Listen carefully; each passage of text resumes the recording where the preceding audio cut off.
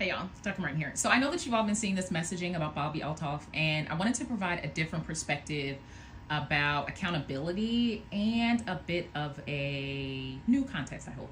So brief background is that she started off as a mom blogger talking about her journey to motherhood and breastfeeding. I remember went really viral talking about breastfeeding. And then her podcast launched in 2023. Side note, if anyone can tell me the trajectory of her career, her podcasting career, how it started in 2023, and then she automatically got all of these huge guests, because it smells like nepotism. Like I'm not even catching a hint of talent regarding how these individuals are booked. So I would love to hear that. First of all, my first point goes to how she is portrayed in the first place. Now, she's often shown in this like meek mindset, rude, but like meek, and the positioning is like she's a child. And I want you to know it's incredibly intentional. We have this image of this innocent little European American woman. And just for clarification, she's not a child. I think she's in her 30s. I know she has 2 children. And as I said, these messages are always purposeful. They're also not new at all. In fact, there was a whole social media experiment called the pigtail trend. So there's something called the pigtail theory. Have you guys heard of the pigtail theory? Well, I get tipped more if I'm wearing my hair in pigtails as a server. Okay, y'all. So, just an update.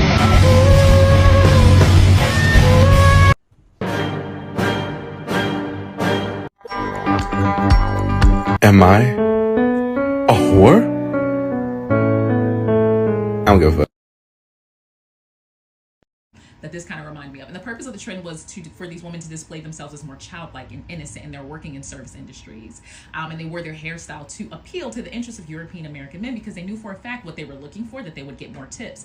And I also think this is a perfect example about messaging, about like you get what you want and how it's passed down in certain ways. It reminds me of my European American colleague who shared during this time of sharing one time that she was told when she was growing up that if ever stuff got too difficult, she was backed into a wall, or she couldn't justify like a statement, like if she was wrong, to cry, and no matter what, that would stop everything, because people would help her. Anyway, so back to Bobbi.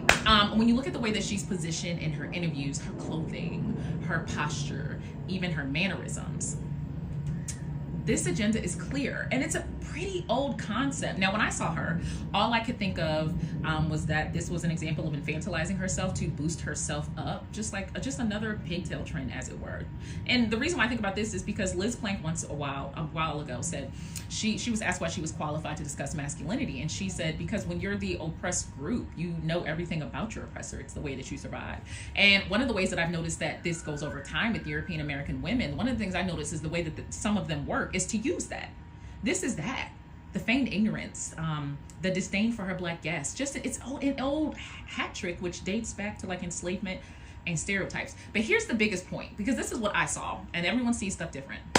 Oftentimes when we discuss stereotypes, we discuss them in terms of black women. I know I do as well. But for this one, I want to talk about the stereotypes between black men and their utility. And I want you to think of 2 specific stereotypes. And that's going to be the Sambo stereotype, as well as the Sambo and Brute stereotype. Now, the whole purpose of stereotypes is to further an agenda, justify maltreatment, dehumanize black people.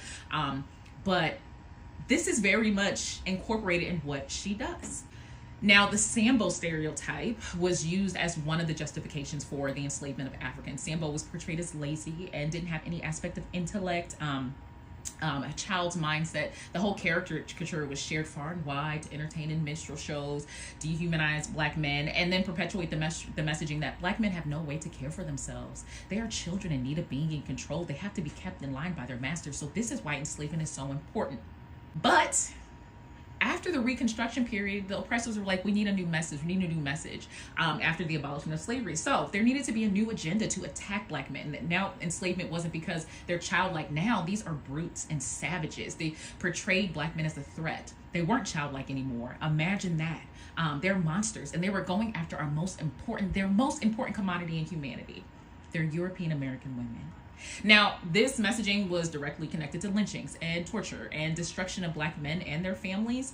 And these images were rampant through short films. They were also rampant in science. There were scientific studies that tried to look at the black body and show that because of that they had thicker skin and their skulls were different and their body size were different, that they were going to be more savage.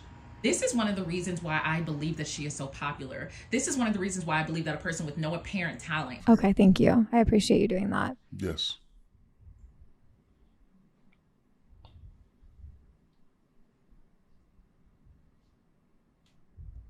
and maybe she has talent, I just haven't seen it, goes viral because she's supporting the stereotypes that have always happened and have been around for ages, to which I would really question the Black men that go on her platform consistently. I wonder if they understand the aspect of being pawns, like, because I do think they're being pawns in this whole aspect. I believe she's so popular because she degrades men, Black men in the community, portraying them to be like fools or oafs and that's what many viewers want to see, especially when you're looking at the caliber of men, like their wealth. People want to see these men taken down a peg. They want to be like, who are you? I don't listen to rap, hip hop. Oh, that was a big word. Like, how long have you been in your career, like interviewing? Like a couple months. How's it going? It's going okay. Lucrative? And now it is, yes. It wasn't up until now. Now it's really lucrative. It's a big word. Yeah. You thought I didn't know big words? No, I always see that. Always is the story. That's always the storyline. They think, well, no, you see what I'm saying? That's a little.